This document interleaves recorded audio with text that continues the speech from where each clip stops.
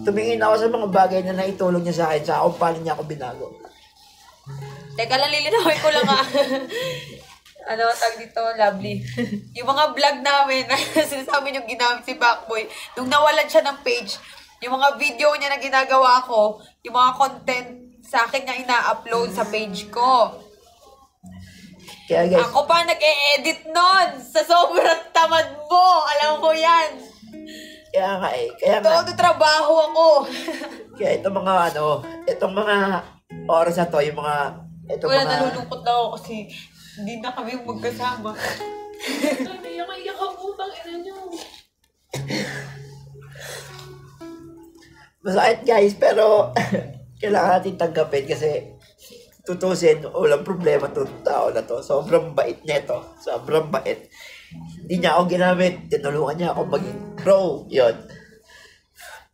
Pero sasabihin ko lang na kaya ako kinausap si Pacboy ngayon. Kasi ito ko ngayon eh. Ayokong to si Kalbo na lugmok. Nakita ko na siya, na stress. Ganyan.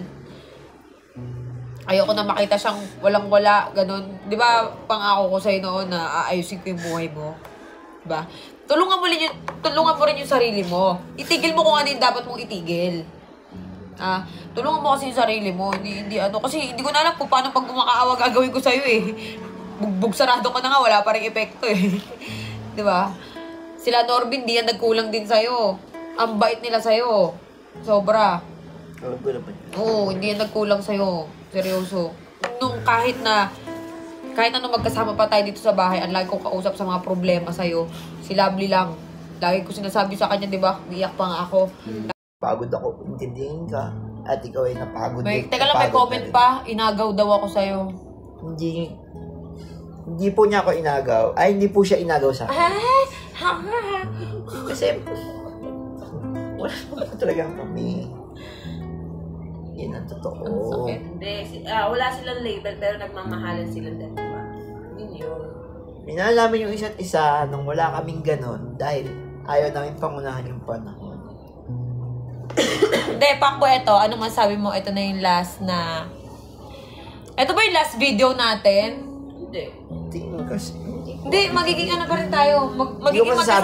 Magiging magkasama tayo sa video pero hindi na katulad noon. Okay, tulungan natin si Pacboy. Yes. Oo, tutulungan ko yan si Pacboy. Hindi ko bebigay ang pera mo. Beted ko talaga. Kahit ano mangyari, ko talaga ibigay. Yeah, akin na naman. Ayun, gusto ko lang mag-message din siyempre kay Boy Tapak na thank you kasi andiyan ka ng mga panahong wala ako. Andiyan ka ng mga panahong malungkot siya. And maraming salamat kasi dahil nakita ko na kung gaano siya kasaya nung mga panahong wala ako at kailangan niya ako. Ayun nga, thank you sa'yo.